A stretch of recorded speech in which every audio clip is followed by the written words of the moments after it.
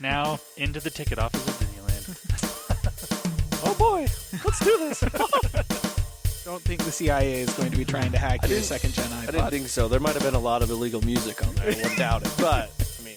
You were supposed to bring death to the flagships, not join them. Google has found a new way to piss me off. iTunes is a constant source of embarrassment. Every time I say it, it's going to suck even more. Everyone's idiots. I am Nadella. I can't do it anymore without laughing. I was going to do the whole thing. Welcome, everyone, to the Calling All Platforms podcast. I'm your host tonight, Caleb, and I'm here with Landen. Hello. And unfortunately, no Wes. He didn't give us details as to why he's not here, so I'm just going to assume that it's because a giant pigeon fell through his roof, and he's got to deal with it. You know, it's understandable. That's my story. I'm sticking to it. So there you go. Wes, we wish you well with your pigeon.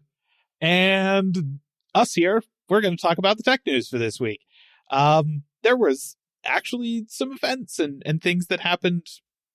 That's all in Landen's wheelhouse, though. So we're going to start off with an announcement. This episode is brought to you by things you probably shouldn't buy for that price or ever. And we have a couple of items on this list. I guess we're starting with the Pixel 10a. Yeah. Well, okay. No, I'm not going to say the Pixel 10a is necessarily a bad phone, but it was kind of announced. Okay, officially it was announced. It was a press release, basically. They didn't hold an event for this, which that's good because Fair. This phone is basically a Pixel 9a. Oh. Yep. And that's the phone. I mean, it literally even has the same chip as the 9A. It's got the Tensor 4. What? Not the G5 that's in the new Pixels. Yeah. It's the 4. Gosh dang it. Now, they did update some things on this phone. So the Pixel 9A had an extremely small camera bump. Like, very small. Enough to still, if you set it on a flat surface, would wobble a little bit. This one doesn't have a camera bump. Hey! They made the phone slightly thicker, gave it a little bit bigger battery, which, again, thank you, Google. That's very nice. No, that's fine. Nobody's going to complain about that. And then they came out with some new colors. Okay. Well, Google, I don't want to necessarily rag on you for copying Apple because you at least copied the lack of camera bump. But the whole just not upgrading the processor thing, can we not? Yeah, they also did not bring Pixel Snap, as Google affectionately calls it. So no MagSafe in this phone. How? So that was another bad thing of copying Apple you shouldn't have done. Yeah. Guys. Nope. Nobody liked the stupid 16E, whatever that thing was. No. No. So there's that. It does now have AirDrop support. So well, that's good. That's good. And it does have also satellite SOS. So another good thing. Yeah. And faster charging. It does have wireless charging, just not MagSafe wireless charging. Just not MagSafe. Yeah. Okay. And it's 30-watt wire charging, so it's not like ridiculously fast, but it is decent. It's not terrible. Yeah. No. 30 watt is better than the 16E of iPhone, I guess. You know. Yeah, I think it is. Yeah. Yeah. So there's that. But that's the Pixel 10a. Wow. Oh, hot dang! It does also have an updated glass on the front of Gorilla Glass 7i. 7i. Yep. Whereas Good. the Pixel 9a had Gorilla Glass 3. Now, whoa. I don't know if Gorilla Glass jumped a bunch or if Google was just really cheaping out on the other one. I feel like this has got to be, because Corning has kind of ran into an issue like about a decade ago with Gorilla Glass, where it was like, hey, we've made this about as break and scratch resistant as it is possible to make it. And now any improvements we make in any specific aspect of its performance is going to come with degradations in something else. Where it was like with Gorilla Glass 3, it was all like, this is your perfect all-rounder. It's the best combination of shock resistant and scratch resistant that we can get. We can make it harder and more scratch resistant, but that comes at the price of making it more brittle so that it shatters easier. Or we can make it more shatter resistant, but that comes at the cost of making it scratch easier. And then they have a whole bunch, like Gorilla Glass Victus is the one that's like, it's super hard and like super scratch resistant, but it shatters a lot easier than other options. So it's like every time a company puts one of these Gorilla Glass things on here that's above 3, I'm always just like, okay, so which mix is this one? Yeah. You know, like, is this the like super scratch resistant one, or is this one super shock resistant, but it'll scratch with your fingernail and stuff like that? Like, poor Corning, they have a hard time when it comes to naming these things, because yeah, it's no longer just like, yes, higher number equals better. It's like, yes, higher number equals newer, but Yes. maybe worse in some ways, depending on what you're looking for. Yeah. So yeah, I have all that to say. I have no idea what 7i is or what Yeah, me exactly neither. that brings to the table. The new colors, well, yes, technically there are new colors, but they have 4 color options. They have fog, which is foggy, obsidian, which is your black version, and then they have lavender, which is a purpley type color, which is pretty good looking, and then berry, which is more of a red-ish type color. Oh. Also, the pictures do look pretty good. I obviously haven't seen these devices in person, but the pictures do Sure. make them look pretty good. Even the pictures that are not Google marketing pictures, like regular pictures, they all look pretty good. And the other good thing that they did is they did keep the price the same at $499.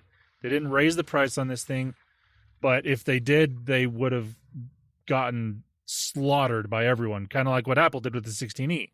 Uh-huh. So at $499, it is still a decent phone. It's just, if you can find a 9A, either used or discounted, maybe go for that one. Maybe just get that.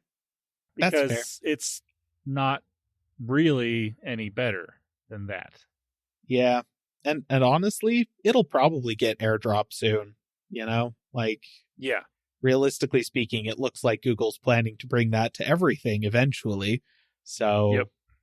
And it actually may already have it, because they did announce, it was a couple weeks ago, that the Pixel 9 phones, I don't know if that include the 9A, or I'm if not it was sure just if the it 9, did include the 9A. like the flagship 9 phones, but it might already have it. So It could. who knows? Well, all right. Yeah. So could be worse, Google, but you know, Definitely could be worse. could be better. All right. Well, our next entry in things you probably shouldn't buy for that price, Samsung Unpacked. So speaking of phones that just didn't change, the S26, S26 Plus, and S26 Ultra. Now, okay, Good. the Ultra did change a little bit. And True. I actually and have seen this one. the S26 changed in the wrong ways. So Samsung is trying to pull an Apple where they're going to say, oh, the prices are the same. No, they're not. At least on the S26. Yeah. The S26 is now starting at $899, so $900. But it starts with 256 gigs of storage, which last year was also $900. Nobody cares, Samsung. Exactly. Nobody cares because you don't have the $800 price point. Nope. Because you just got rid of the 128 gig option. Oh, man. That's not prices staying the same, Samsung. That's prices going up. Yep. Now, the S26 Plus and the S26 Ultra prices did stay the same. I think the S26 Plus stayed the same. It starts at $1,100, which is way too much money. And oh, gosh, yeah. the S26 Ultra starts at $1,300, which I do know did stay the same. But That's still ridiculous. way too much money for a cellular telephone. Sorry. Oh my heck. Yeah. And people will make the argument, it's all like, yes, but everybody uses their phone for everything.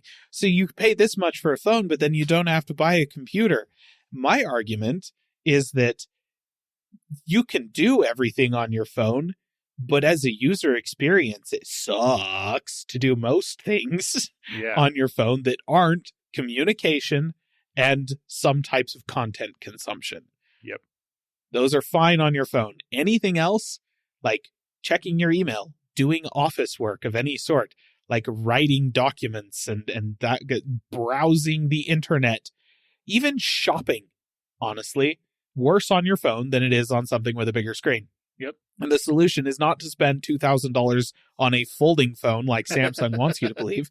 The solution is to buy a much cheaper smartphone and then also a cheap laptop or something like that. Yeah. And except don't put Windows 11 on it. Buy it, put Linux on it. Holy cow. This market is just, man, you remember when people thought that a $500 phone was expensive? Yep. You remember Steve the Ballmer. The iPhone? Steve Ballmer Yes. was like, nobody's going to spend $500 on a phone. $500 on contract? That's ridiculous. Nobody's going to do that. Well, we're paying double that or more. Oh, fetch. Which is awful. It is awful. I'm going to be completely honest. The first time I paid $500 for a phone, I was like, ooh, boy, this is rough. But at least I have the best phone in the world. Yeah. Now, $500 barely gets you a piece of crap knockoff on AliExpress. So that's just not cool. I mean, you can Not get a happy Pixel about 10a for $500, and that's a decent phone. True. That's true. Thank you. Honestly, thank you, Google, for continuing to offer something that is close to flagship for a reasonable price. Yeah. Though I will say, Samsung does also offer pretty competitive phones at $500. Yeah, their A series phones are pretty good phones. And Yeah. they actually are better selling than most of the Galaxy S series phones. Yes. Because of the price. Yeah. But they don't market those phones. No, but listener, I think I'm coming down on the side of don't spend $1,000 for a phone. Yeah. At all. And if that means that you're not buying a flagship from Samsung or Apple or whatever, that's fine. Yeah, let them know that you don't want that because nobody wants that.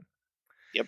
Now, the other changes, again, not for the better, for the S26 and S26 Plus, and technically also the Ultra, is if for some reason you've been on Samsung and you like that ecosystem, you like the way the phone works and the interface and whatnot, why, for one? Two, if you did that, but you also envied the AI features that Google has on the Pixel, again, why?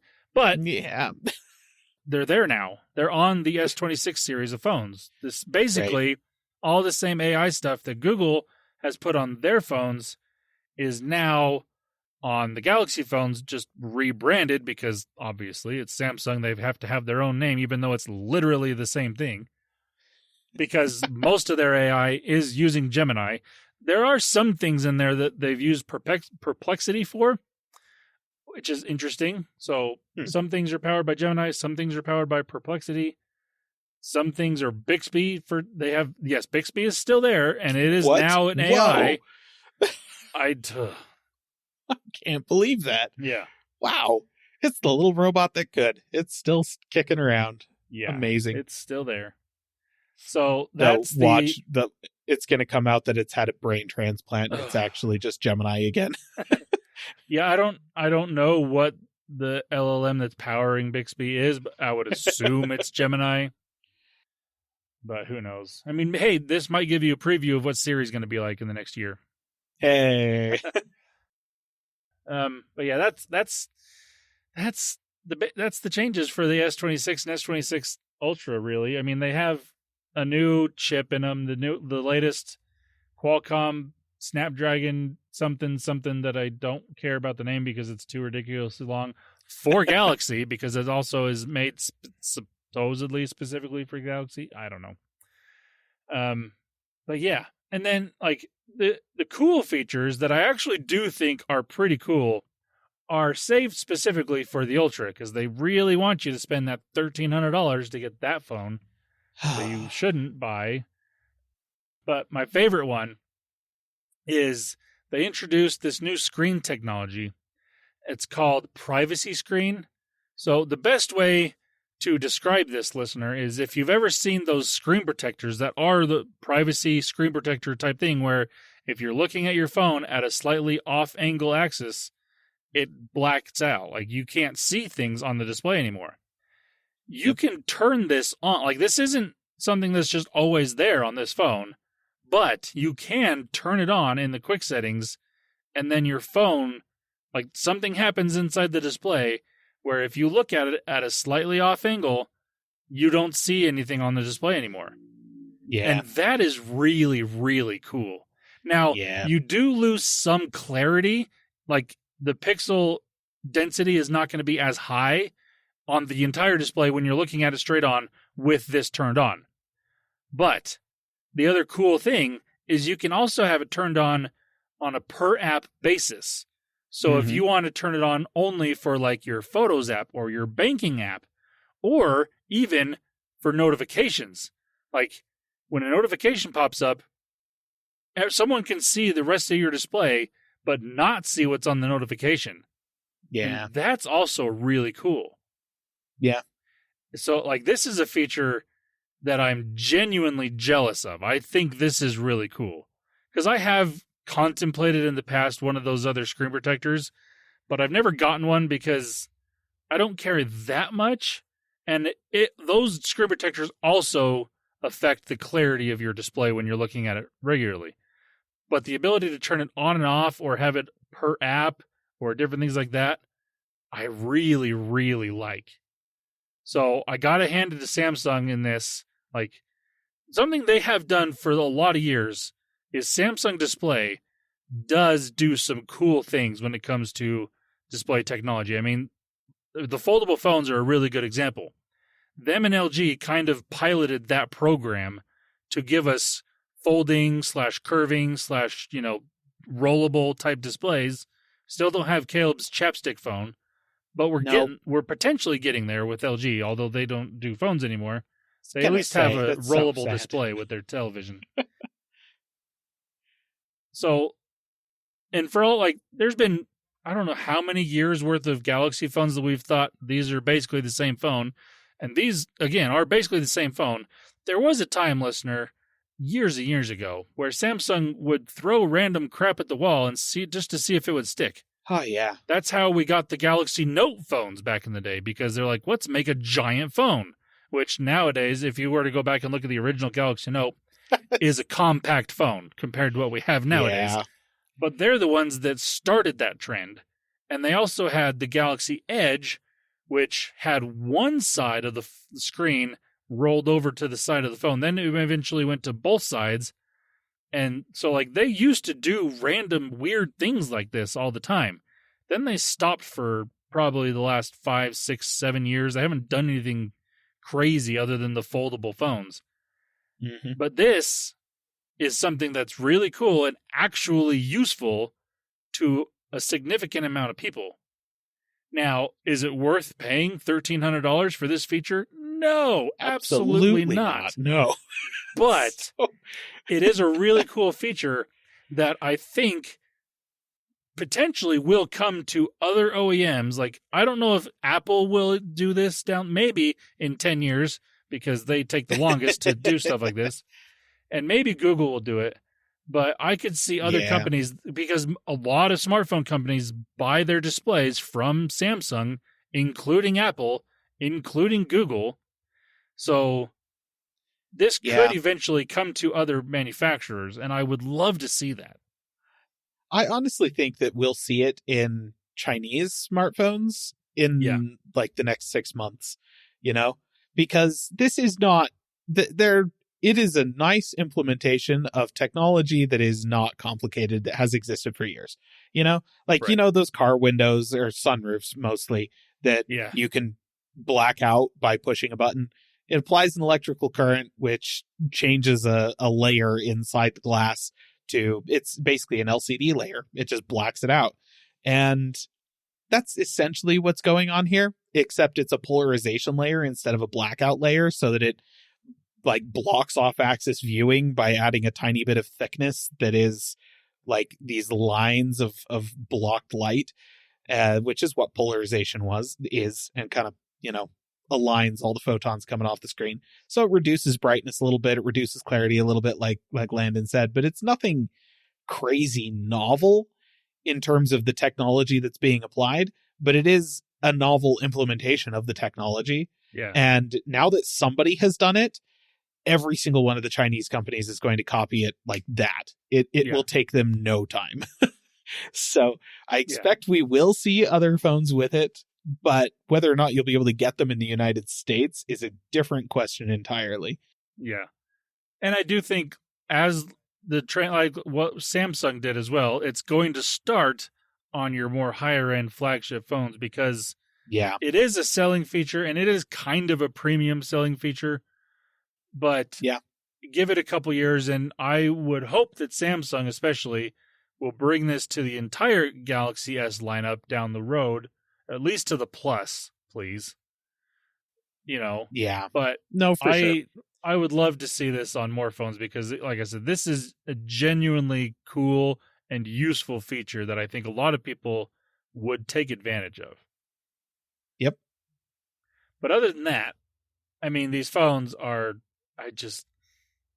if you have a S23, yeah, I could say you could buy these phones, upgrade to these phones. If you have anything newer than that, absolutely not. It's not an upgrade if you have anything newer than that. I mean, even from an S23, there's really not that big of a difference. It's debatable. Yeah. It's just an old enough phone that I could be like, okay, maybe. If you have an S22, this is definitely worth the upgrade. But an S23, that's kind of the cutoff. It's like, yeah, maybe I could see you justifying it 3 years old. But even then, it's still pushing it. But yeah, again, things you probably shouldn't buy, especially for that price. So, yes, there you go. Oh, well, good times. New phones-ish. New in air quotes. Yeah. New versions of the same phone. New versions of the same phone. There you go. Well, speaking of new versions of the same crap, let's talk about Apple. So, Apple has been reported for a little bit now to have a bunch of new pieces of hardware in the pipe ready to go. This past week, good old Tim Cook went to, what was it, Instagram or Twitter or something, to announce that Apple has a big week of announcements ahead of them. So that's coming up. It's started already, listener, as you are listening to this podcast. Let's talk about what we're expecting this week, and then we'll talk next week about what we actually got. I expect most of these rumors to be pretty accurate, so, we may not have anything to say next week. That's okay. First, and probably most exciting, is the low-cost MacBook. Yes. Now, listener, I want to take credit for this because, as if you are a longtime listener to the podcast, you're aware that since, probably like 2018, 2017, somewhere around there, I've been whining about how the MacBook lineup makes absolutely no gosh darn sense. Yeah. We have pro laptops that some of which are not pro laptops at all because they use base level hardware that is kind of crap. Then we have the Air lineup, which is the thin and light, like for people on the go thing, which is fine, for that. And we have no entry level machines, just none. The entry level machine is the Air ? And then when they did introduce a MacBook, like the last laptop to carry the name MacBook, cost more than the Air and was thinner and lighter also than the Air. It's been rough. It's been rough. We had that debacle with that 13-inch that it coexisted alongside the 14 and 16-inch Pro laptops, but was still called a MacBook Pro and had a touch bar and everything. Anyways, they've been fixing some of these issues over the past little while, and it seems like they're posed to announce a product that is probably just going to be called a MacBook. It's going to be, 13-ish inches, and it's going to be thin and light. Is it going to be thinner and lighter than the Air the way that the old MacBook was? I don't know. I hope not, because it would be really stupid to do that again, Apple, but also Apple does some stupid things, so who knows? So the interesting things about this laptop are that it is not going to be powered by Apple Silicon's M series of processors. It is going to be powered by an A series processor. So, instead of the sharing a chip with Macs and the high-end iPads, it's going to share a chip with phones and the low-end iPads, which sort of makes sense. What you will be expecting is the power of a low-end iPad out of this computer, which is plenty for what most people do. And macOS is lightweight enough that I don't really see that being a big issue. Yeah. The display is expected to be cheaper and lower end than the MacBook Air and the MacBook Pro, obviously, but we're expecting a fun and diverse range of colors, which is honestly my biggest thing, and the only thing they could possibly do to make it better is make it out of translucent plastic. I will die on this hill, Apple.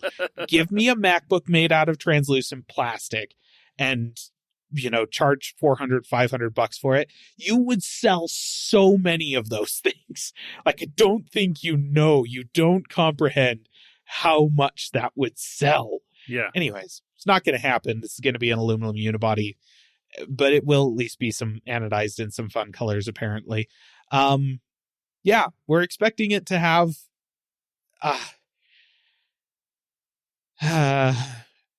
I'm hoping 16 gigs of RAM. Right? They just recently changed everything up to 16 gigs of RAM, but technically the iPhones running the A series chip with 8 gigs of RAM, right? The 16 Pro, they do support Apple Intelligence.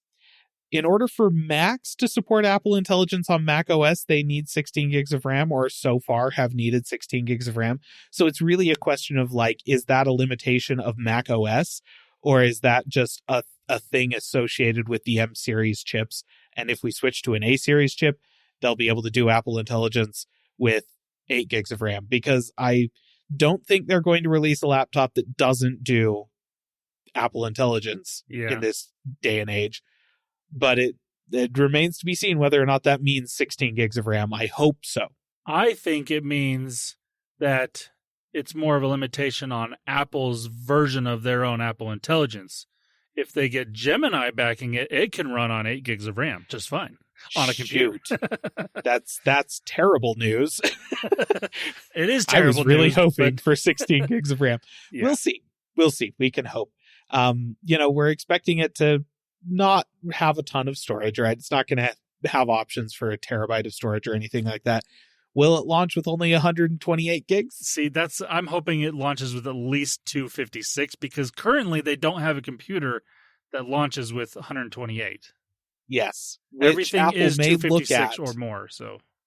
Yeah, Apple may look at that and see, hole in the market. That's not how that works, Apple. There should not be a spot in that, but they may do it anyways. Especially considering you have a Mac Mini that launches with, 500 gigs of storage? And it's $400. Well, or $499. The base model is still 256 gigs of storage on the Mac Mini, but 500, honestly, the 512 gig version is probably competitively priced given the cost of SSDs in this day and age. Yeah. Oh, that's terrible. Anyways, in terms of ports and stuff, we don't know exactly what's going to be on it, but we do know that it won't support Thunderbolt, which is a limitation of the A series processor. There's not going to be any Thunderbolt support, but the A18 Pro is what we're expecting to be in this thing, and that thing does support like full fat, 10 gig speeds on the USB-C port on the phones. So, there will be some limitations to the connectivity, but you are at the very least going to be getting some version of USB, maybe 4, which is not terrible. And in terms of pricing, listen, the MacBook Air starts at $999. It's $1,000 for that sucker. The the iPad, most recent version of the iPad Air starts at $600. And I think that's kind of where this would make sense, is about that price, especially since that iPad Air has the M2 in it. The A18 Pro is not faster than the M2 in every scenario. It is in some, like single core performance, and with more power, like headroom and thermal headroom, it might be even better. But we'll talk about it. But the iPad Air is expected to get an update in this day and age as well. We're not expecting the price to go up. So I feel like the $600 price point is about what they would have to hit in order for this to be worth it. So we'll see how that shakes out. But if they do release a $600 laptop, that's exactly what I have been asking for, I don't know, a decade. Yeah. It's been on my wish list multiple times. If they haven't freaking done it, and I'm pretty sure I didn't put it on this year, so if they do release it, I'm gonna be pissed. I'll let you count that, because it's been there for so long, even if it's not currently there. I have put it on there multiple times. Some variation of please fix your freaking MacBook lineup, and oh, by the way, start with an entry-level laptop. Yeah. Anywho. So that's kind of the big one. That's the one that I'm looking forward to the most, personally, is just to see what they do with this entry-level MacBook. Just be nice to have a MacBook back in the MacBook line, Yeah. All right, let's move on. We're also expecting an update to the iPhone 7, or the iPhone 16e, which will be a member of the iPhone 17 lineup and will be called the iPhone 17e. And is going to be a giant pile of crap. I am calling it right now. I don't expect it to be any different than last year's iPhone. Possible upgrade to the camera to be more in line with the main shooter from the 17 as opposed to the 16. It's not going to get the ProMotion screen. It's not going to get any of the brightness upgrades to the screen or anything like that. It might get the design change to the dynamic island instead of the notch, but that's an upgrade in the loosest and most obscure sense of the term. Like, it doesn't take up less space on the front of the phone. There's just a little line of color above it now. Yeah. I have a dynamic island. It adds nothing to the experience. So okay, cool. Thanks. We are expecting it to get the A19 chip, which means that in some ways it's going to be more powerful than this new MacBook that they're going to launch. Okay, whatever. Those chips are also hilariously overpowered for smartphone use that it doesn't matter. So whatever. There's a chance that it could have MagSafe. The 16e did not have MagSafe. If they do add MagSafe, that would be nice. But it's like, that'd be nice. It was a travesty that the 16e didn't have it. So that's not, it's not an upgrade. It's an apology. And then, we're going to get their new custom modems for Bluetooth and Wi-Fi and cellular. And okay, cool. Like the latest versions of those, it seems like it's been working fine so far. So, all right. Yeah. iPhone 17e, not expected to be good. Not interested, not looking forward to it. Moving on. The iPad Air has we're expecting it to get the M4. Yep. It's been on the M2. It's going to skip the M3. All the iPads skipped the M3, didn't they? Pretty I sure, think so. if I'm remembering that right. Yeah, the Pros are running the M5. It makes sense to update the Air to the M4. And I don't think we're really expecting anything different out of that. They may, for the cellular modem version, they're going to probably upgrade that to the C1X. They're probably going to switch their Wi-Fi chipset over to the N1, which was introduced on last year's iPhones. So, okay, that's I don't know. It's really hard to get excited about some of this stuff. Speaking of which, low-cost iPad. Hey, you know how the Air has a little brother that costs less, like $350? Honestly, really quite a good price for that thing. We're not just calling them the 10th and 11th generation iPads anymore, though. Apparently, it's just the cheap one. But we are expecting that to get an update in terms of its processor and whatnot. This is going to bring Apple Intelligence to the lineup, probably with an A18 or A19 chip. Not sure which one it would be. Probably get Apple's modem for Wi-Fi and chipset, or the Wi-Fi chipset and the cellular modem and stuff like that. Hopefully it stays the same price. $350 for this cheapest version of the iPad has been honestly a pretty solid deal for the whole time that it's existed.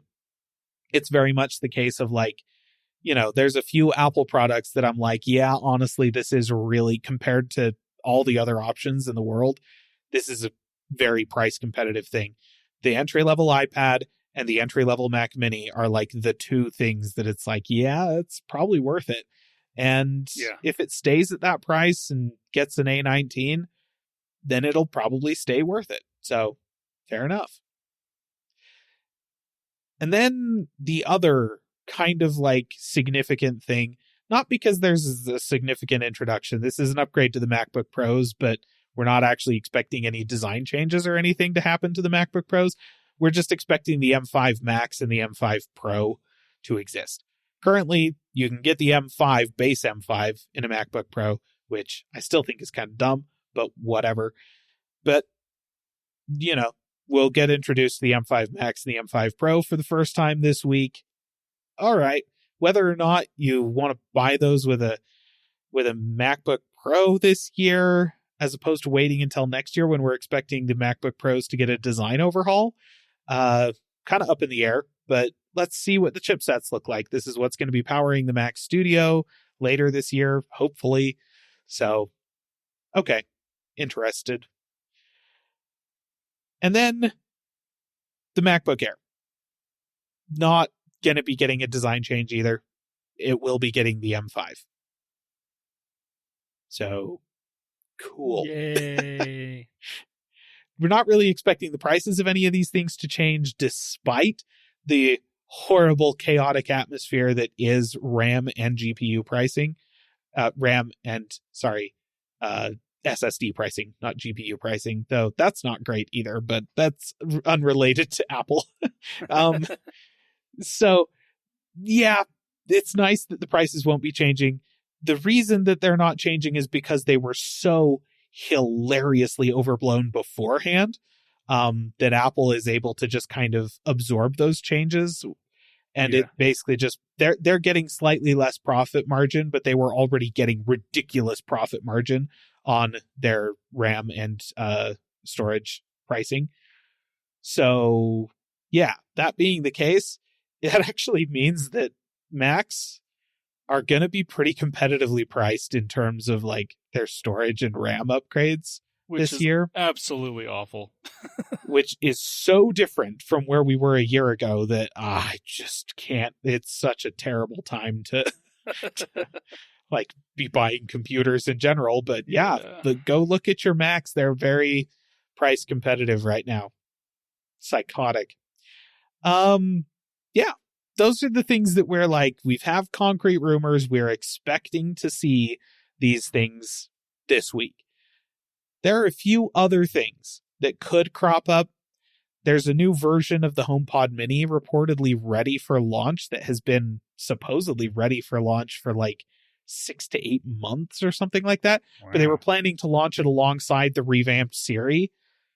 So you know how well that's gone. So we'll see if anything happens with that. Apple TV, it's been a little while since we've had a new Apple TV. And again, we were kind of expecting that to launch alongside the revamped Siri. And again, nothing has really happened there. So whether or not we see either of those, or whether or not Apple's just going to continue to sit on the potential of a revamped Siri ever existing, I guess we'll find out this week. So yeah, that's Apple's big week ahead. I'm cautiously optimistic about a couple of those products. Like I want to see what this MacBook looks like, and I'm interested to see the M5 Pro and the M5 Max. You know, like that's kind of it though. Yeah. Sort of where Apple is at right now. Okay. We'll go ahead and move on to Gasp, Microsoft news. Now, listener, we wanted to mention this here. Like me and Landen talked about this before we started recording. We want to mention it in this podcast so that you know that we know that this happened. But we also really want Wes's voice in this conversation when we have it. So we're not going to really talk about it until Wes has gotten his pigeon problems taken care of. So Phil Spencer is gone. Xbox has a new CEO, new leadership that came from inside of Microsoft and was the former head of AI development or AI something at Microsoft, has been placed in charge of Xbox. That has happened. You may know generally kind of how we feel about Phil Spencer. And so you may have an inkling that there might be some concern about what's going on here, but we'll get into that next week with Wes here, because he's actually got a horse in this race. Neither of us do. We both have opinions. I have a lot of opinions, but the closest thing I've got to a horse in this race is that I play a couple of old Blizzard games, and I guess I need them to continue to make some of the choices they have been making so that I can continue to access Sea of Thieves through the BattleNet app. Yeah. But that's kind of it. That's where my interest in this ends. So, yeah. So we'll get into that next week. Our doc here with our show notes is being edited in real time, listener. We're going to move on to some general tech. And Landen is going to start us off by talking about something he forgot about the S26 Ultra that's actually cool. Yeah. In my whole, hating on the phone, I did forget, the privacy screen, yes, that is cool. There is one other cool thing about the S26 Ultra that I completely forgot about. There's a new camera feature called Horizon Lock, which, listener, if you haven't seen anybody showcasing how this works, go look up a video, because it is actually shockingly good at how well this camera feature works. The best video I've seen is by MKBHD. It's just he probably has that as YouTube short. I saw it on Instagram, but it's probably a YouTube short somewhere. And what the way this works is you turn on Horizon Lock, you start recording a video, and it you can be moving your having really shaky hands, moving side to side, and it will keep everything level, as it says Horizon Lock. It keeps everything at a level pace, to the point that he literally he was tilting the phone up completely sideways and even flipped it, just tossed it in the air and let it rotate 360 degrees, caught it, replayed the video. Everything stayed the same. It was amazing. Wow. So that is a really cool feature. Now, it's obviously Yeah. using some sort of software AI stuff Yeah. going in there and like zooming in, well, cropping the sensor, what it's actually videoing to do this. But the fact that they can do it and still have a pretty good video come out is really cool. I will say I've seen a couple of little demos of this, and it's like for years and years and years, we've talked about how if you want to shoot video on a phone, the iPhone was the phone to do it with. Yeah. Like all the built-in video features on iPhone were just head and shoulders above everybody else, even Google. But, you know, the video stabilization being one of those features. And it's true. As an iPhone user, I have often been surprised at how much more stable and smooth my videos come out than other people with other phones. This is better than iPhone. Yeah. For like the first time in a very long time. This is way better. Like, and to be fair, iPhone image stabilization is just a generic always on thing that isn't trying to do quite the same thing as this Horizon Lock is doing. Right. But the end effect is you turn this sucker on, you get stabilized video that's better, that's more stabilized than an iPhone. It looks like it was on a gimbal, you know? Yeah. Like which is nuts. Yeah. So that is pretty cool. It's not trying to do exactly the same thing, and you have to turn it on intentionally because it isn't trying to do quite the same thing. But I would not be at all surprised to find Apple doing this pretty much exact same thing next year if they're not already working on it. Just because like it's a leapfrog, and that is pretty sweet. Yeah. And like Caleb said, this isn't you have to turn this on. It's not just on all the time. And it's one of those things that you shouldn't use all the time. It's one of those, like, you're going to record a video, you're like, oh, I wish I had a gimbal, or I wish I had better. Like, the thing that popped into my head for a decent use case is if, say, you're on a bike ride, or like you're using your phone to record while you're skiing or snowboarding, or like you're in these type of scenarios, but you don't have an action camera or something like that, and you also don't have a gimbal. You're just holding your phone either on a mount on your handlebars on your bike, or maybe like you're holding it in your hand while you're skiing or snowboarding or something like that.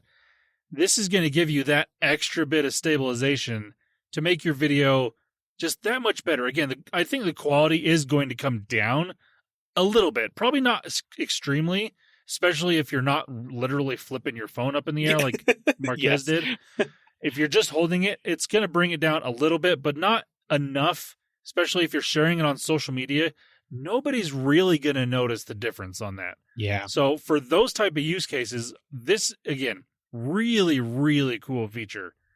Yeah. Again, not worth $1,300, but is a really cool feature. And also, if Apple and Google were to do this on their phones, it would be something that would be on the whole flagship series of phones, not just on the Pro or Ultra or whatever. Yeah, probably. So that's another added bonus to getting it on an iPhone or a Pixel, because, yeah, you can get it for a little cheaper that way and get better pictures, because, I mean, Samsung does good on pictures. Like, don't get me wrong, Samsung's cameras are really good. But, yes. Yeah. This is a really cool feature. Good. But, yeah. No, it's very much the kind of thing that, like, it's not worth the price of the phone, because you could just buy a gimbal for a lot less money. And buy a $500 iPhone that's a couple of years old. The photos and video will be similar quality to Samsung. They kind of tend to lag by a year or two in terms of just overall quality. And then buy a $300 gimbal to go with it. You'll have spent quite a bit less money than this phone, and you'll have a fully stabilized image that works just as well, and that you also have to discreetly turn on in order to use it. It's just bulkier, I guess, is the only difference. Anyways, no, that is a cool one. I'd kind of forgotten about that as well. All right. Again, in general tech, we're moving on to another product on the list of things you should absolutely not buy. Yeah, I thought about just putting this on the things that you probably shouldn't buy, but no, this is something you absolutely should not buy. Now, you can't buy it at the moment. This is a rumor of a product in the works. But if and when it comes out, do not, I repeat, do not buy this product.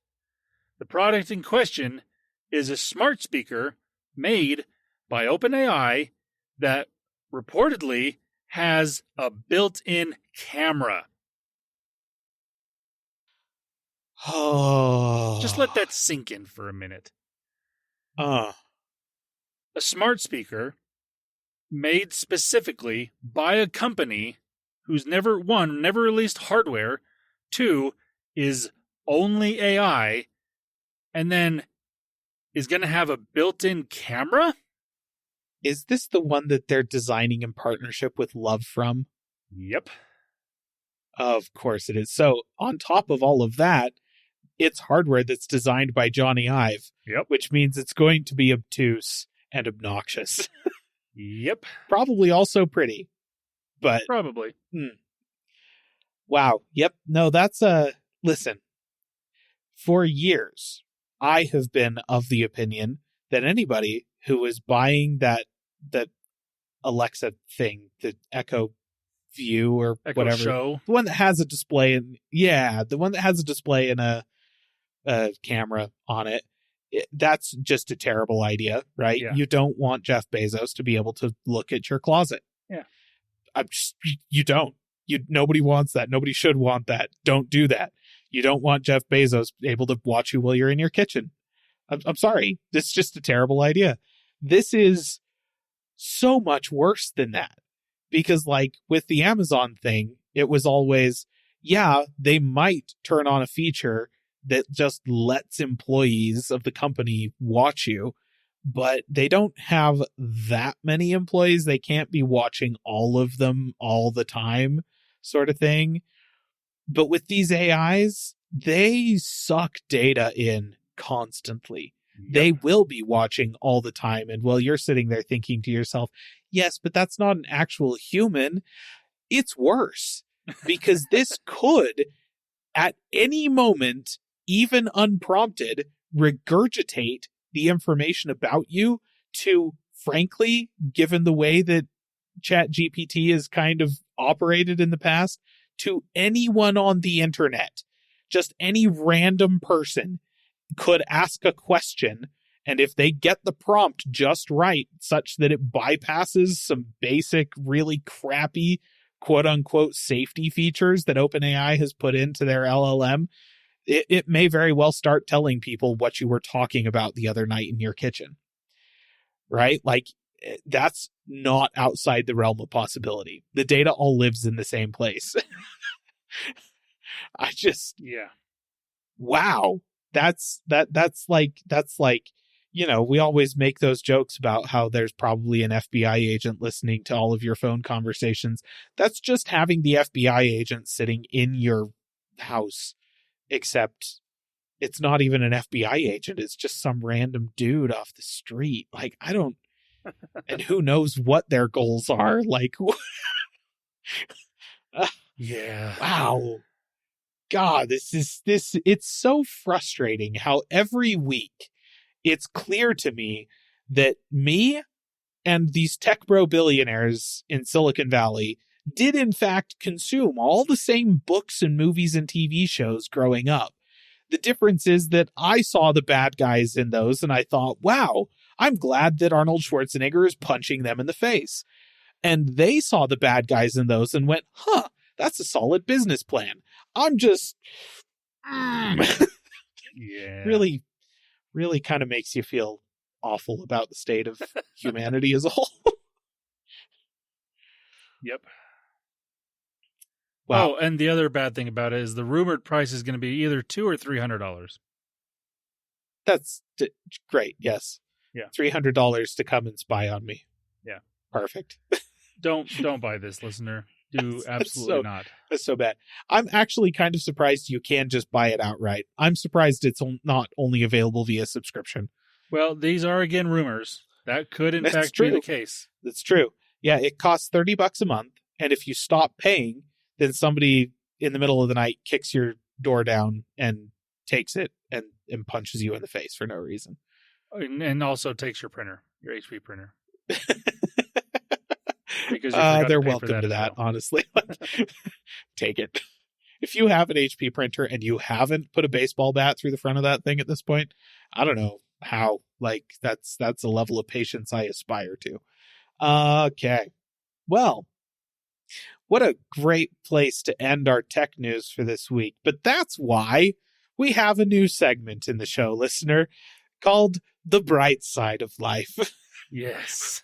Where we take a moment at the end of the episode to talk about the things that are making us happy. Because, boy howdy, it's not usually the tech news these days. So, Landon, why don't you start us off? Yeah, so I was trying to think of something to put here, and the thing that kept popping into my mind doesn't always make me happy by any means, because it is sports related. And listener, if you have followed any sort of sports, whether that's your traditional sports or even your esports or anything like that, you know it has its ups and downs. And it's not always a good time. Depending on the team you follow, often downs. And that is kind of my case for the last too long. But for me, I am a soccer fan, specifically a Major League Soccer League fan. I like the MLS. My specific team is Real Salt Lake, and the last 2 weeks, the league has come back into play. The regular season is here, and I do enjoy watching soccer, although I actually haven't been able to watch the last couple weeks because they did switch their streaming to regular Apple TV instead of the MLS-specific version of Apple TV. And I don't have Apple TV at the moment, so I'm going to have to figure that out before I can actually watch the games. But I am more or less happy that it is back in regular season form because I do enjoy watching it, even though my team has its way too many moments of not being great. But again, that is making me more or less happy for this during this time. Generally speaking, it's there's always the downs, but no, that's fair. And hey, as long as the entire sports league doesn't just up and vanish, then it can be good. Like it's like a net positive, even if there's dips. Very good. Okay, mine. I have been enjoying the ability to solve simple problems by making something myself.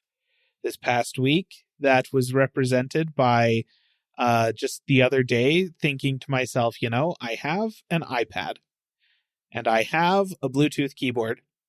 And when I pair this Bluetooth keyboard to this iPad, it gives me a perfectly cromulent, quite enjoyable typing experience as long as I'm sitting at a table or I have something right in front of me that I can put the iPad on, because this is not a laptop. And that is kind of obnoxious, even though, like iPads, they're pretty light. It's not like I couldn't get a keyboard case that would make it a perfectly good laptop, but I already have a keyboard, Bluetooth keyboard. It works totally fine. It's a comfortable typing experience. So I was like, well, you know what? I have scrap wood out in a shed. I have wood glue and like saws and the basic, just really basic tools. And so I went out there and I found a flat piece of like really skinny plywood and a couple of like just blocks of, I don't even know what they were, like square dowel from something. I don't know what, but I just had some scraps lying around and I cut this piece of plywood to a good size. I just glued and clamped some of these blocks onto it, just spaced about 1/2 inch apart, such that I could slot the iPad into that gap. And then I sprayed it down with a bunch of varnish and to get a smooth-ish kind of finish on it that's better than just the bare wood. And now I have a little tray that I can slot my iPad onto the back of and set the keyboard on and sit with this thing on my lap and type. And that's just one of those things that it's like, there are so many products that exist in this world that anyone will sell you as a solution to a problem, listener. And we live in what I can only describe as a hyper-capitalist hellscape with regards to that. Like, it's not all bad.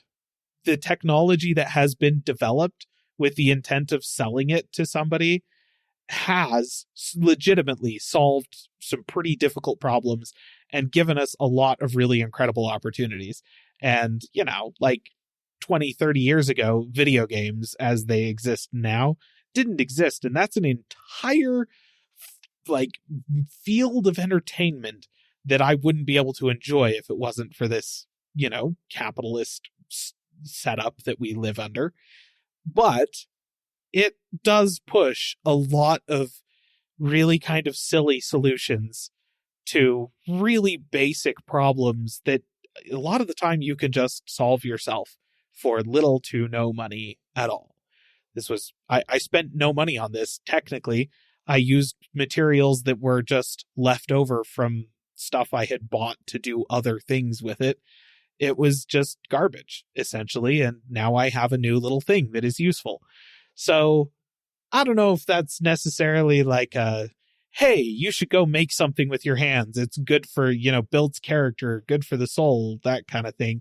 But I don't know, if you need a little tray to hold a Bluetooth keyboard for your iPad, you could do a lot worse than grabbing like a plastic lid from a bin and like using some heavy kitchen shears to cut it to size and then just setting everything on top of that.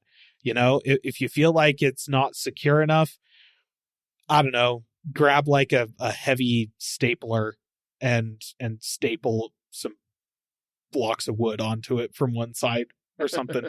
You know, I don't know if that would actually work, but hey, it might. And maybe you already have that stuff lying around. If not, go do some dumpster diving. You can probably find it, you know? So that's, I don't know if that's really, this isn't financial advice, but it has been making me happy, right? Like I feel better about life as a result. So there you go. We'll see. Very nice. All right, listener, I believe that brings us to the end of our podcast. Unless Landen has one more thing. No, I remembered everything about the S26 Ultra. That was good. That's good. It would have actually been pretty funny if you, if you, like, yes, actually, it's another thing about the S26. Okay. In that case, that brings us to an end of a podcast. Listener, we are so grateful for you to be in here with us this week and listening to the tech news, regardless of what's coming. And you can get a hold of us via email at, oh man, this is podcast@callingallplatforms.com. Yes. You can also find us on Twitter and Facebook, and you can find us on YouTube. Wes would get upset with me if I didn't mention that, even though it's my fault. But technically the channels are still there. Yeah. Or you can find us here on the podcasting app of your choice next week. Until then, bye-bye. See ya. Calling All Platforms is a production of Supporter Sound Studios. To learn more about how you can support the podcast, go to www.patreon.com/callingallplatforms.